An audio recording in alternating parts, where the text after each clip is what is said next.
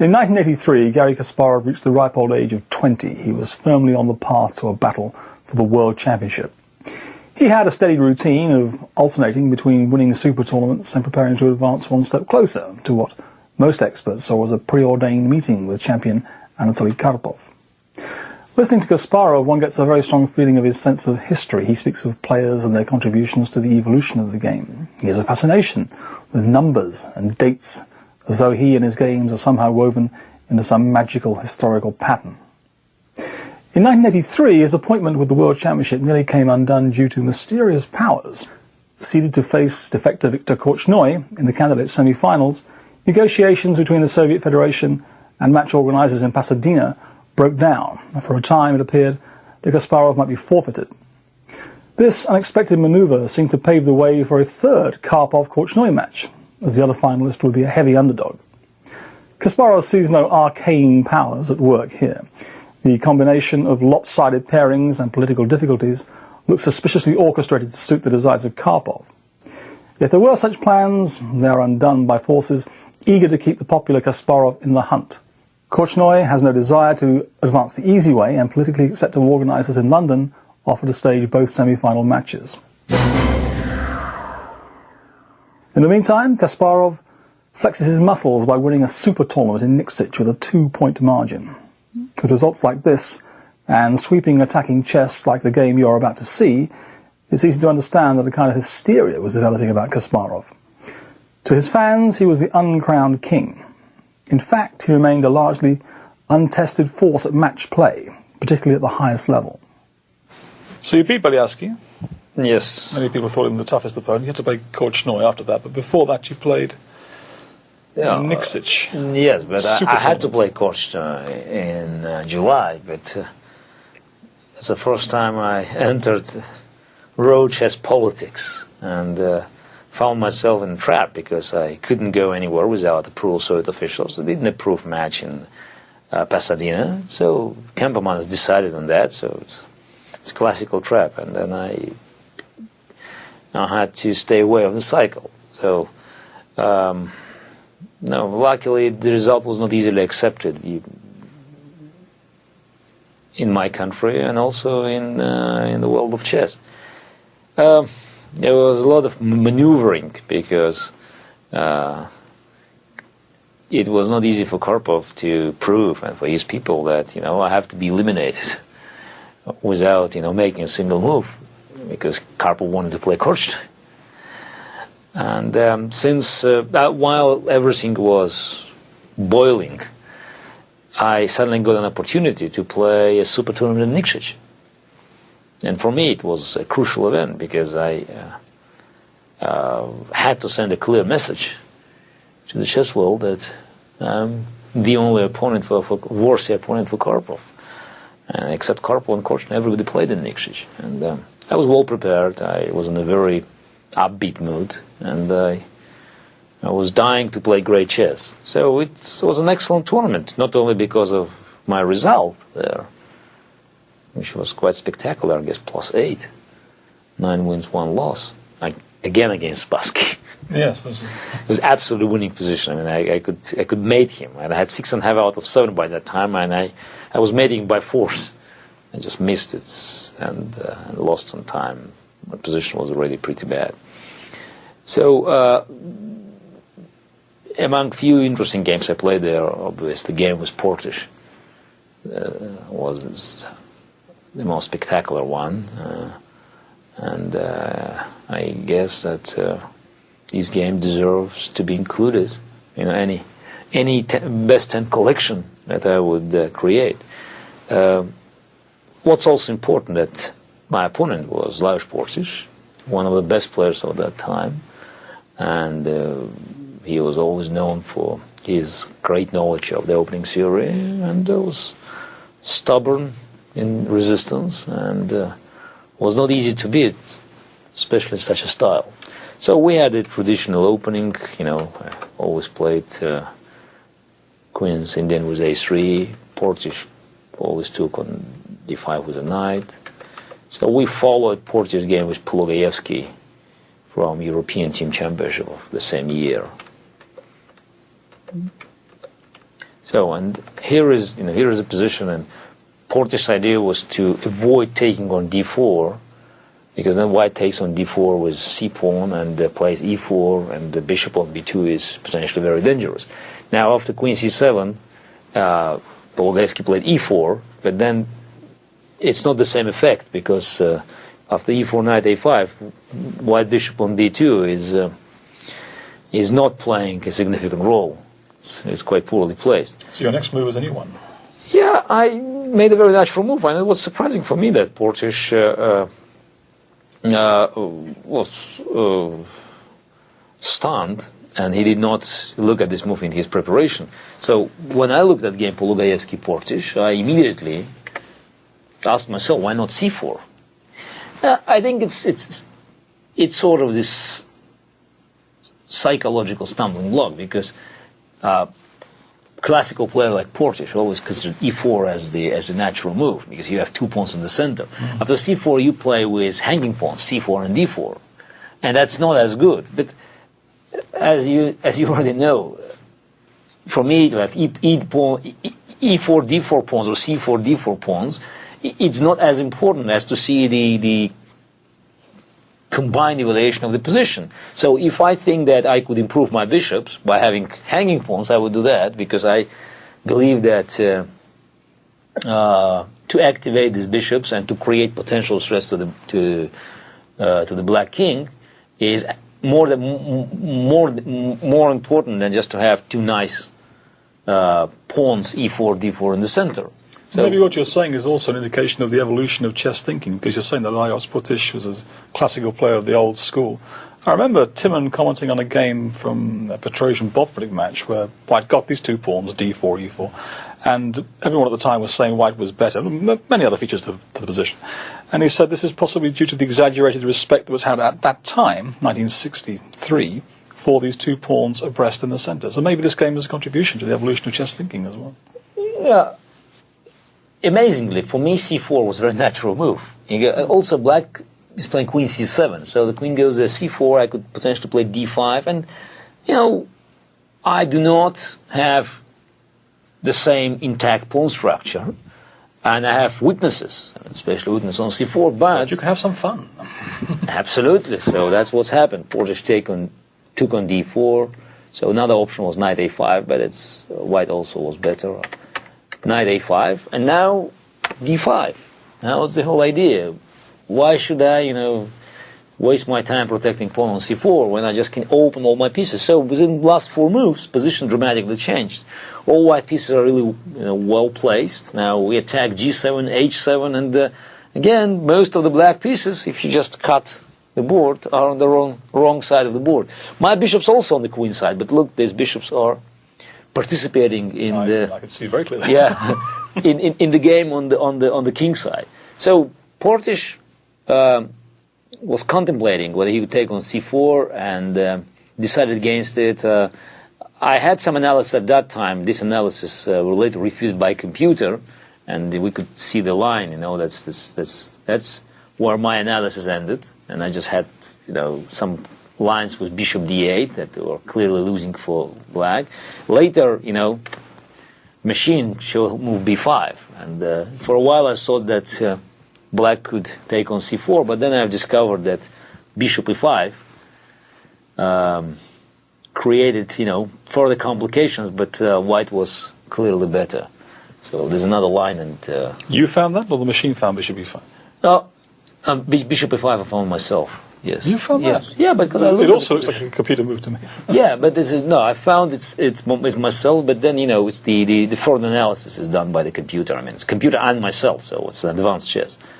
So the Portisch took on d5, which was a very normal human reaction. So why knight c4, queen e4 looked too dangerous? So, and Portisch never liked the concept of playing g6, f6, and allowing too many checks. So after rook d5, here my analysis ended. I would be surprised if black is on the board. I reached this position. It's great that I have many threats. Queen c2 is losing by force because of queen f5, queen e5. f6, queen e7, rook h5 check. So that's the black is out of business. And Portisch suddenly played quiet move king g8.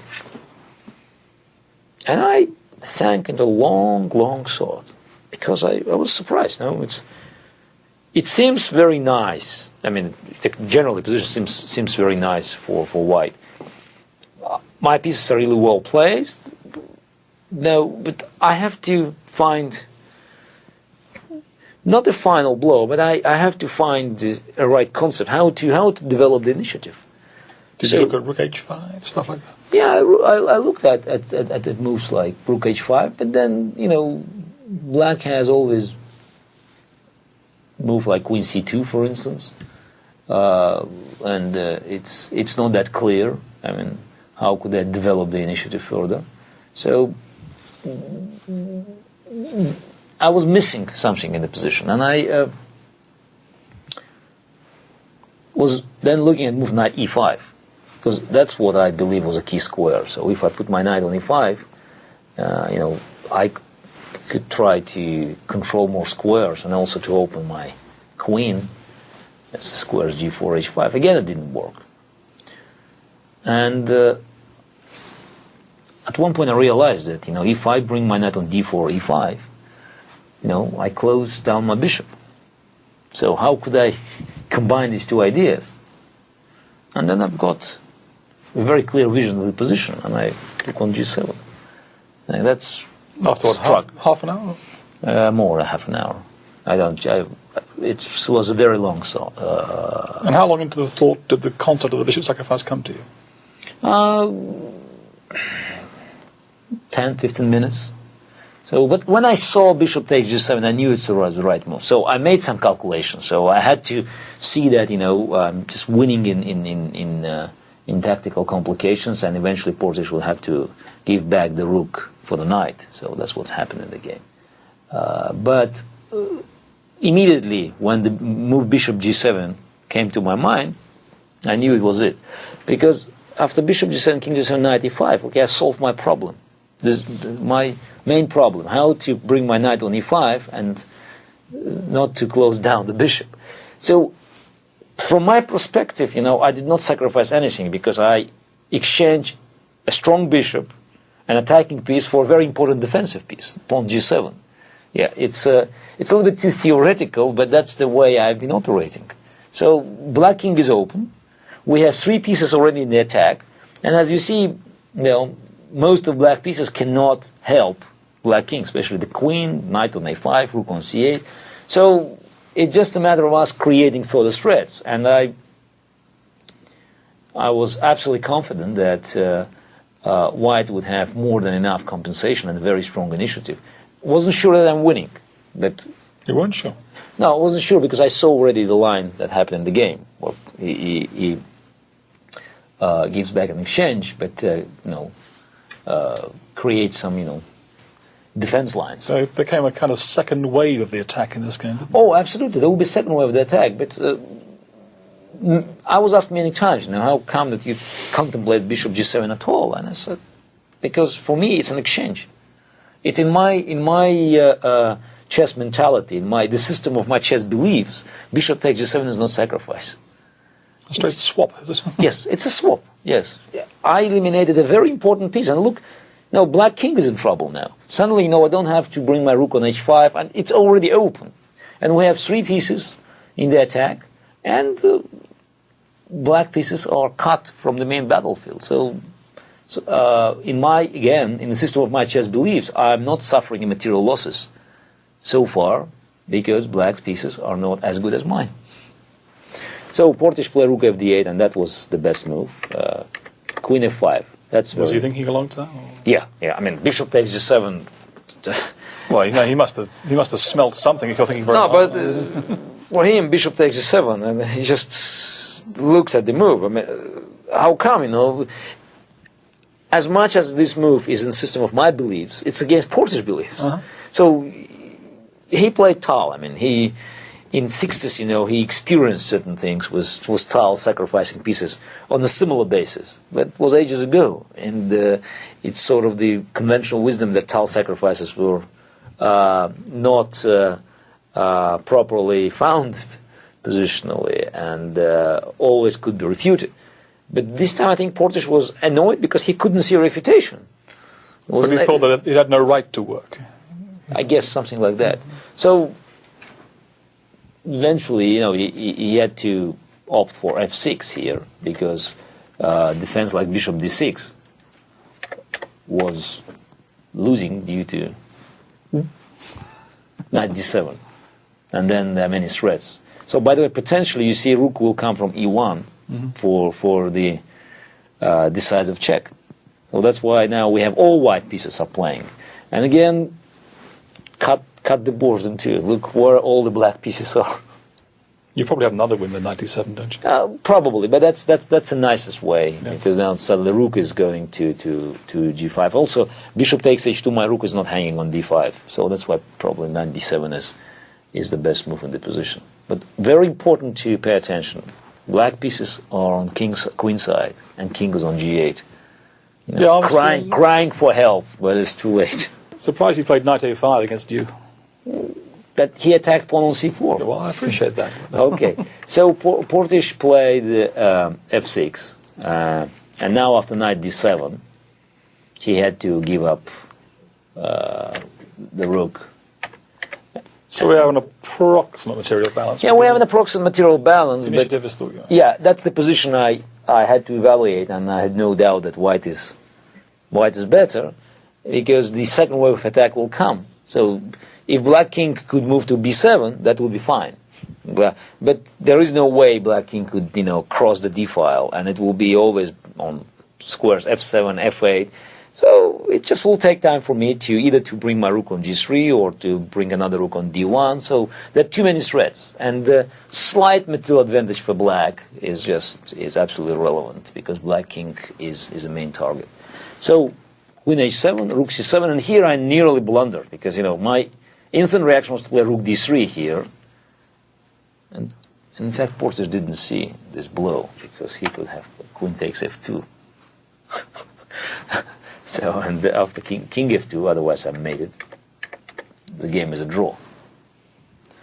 So, but I found it. I found it. Of course, I gave queen h8 check, because white could always come back on h7 and rook d3. So my intuition was correct. In fact, probably I was underestimating the strengths of white's position, or the difficulties that black was facing.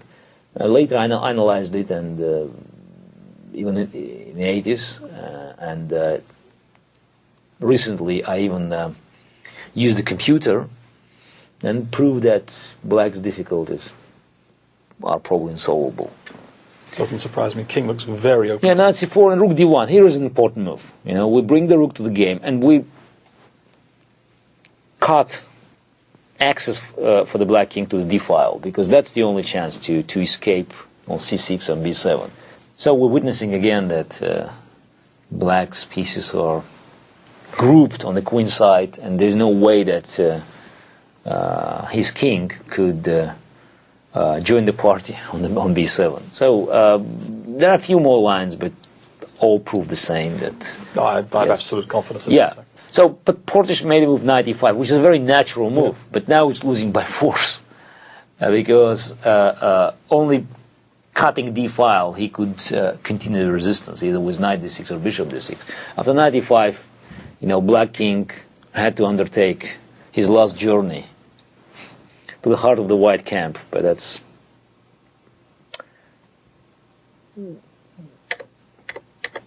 leads to grave consequences.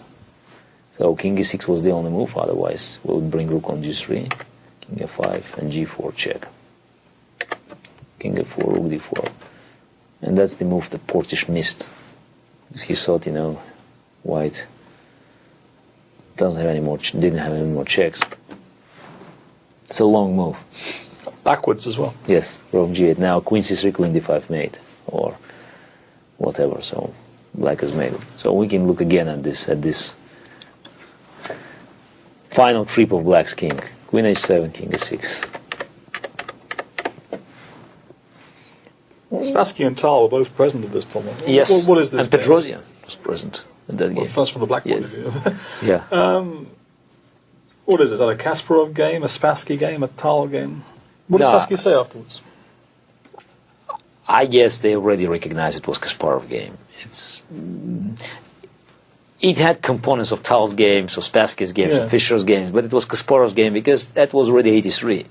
So this game was enriched by the ideas of great predecessors. Yes. But it was a totally different style. So Bishop takes G7. It was seen as the step to. Did Spassky express to surprise at the concept, next- try and refute it, or did he No, believe in no, it? no. Spassky is a great player. Yes. Spassky.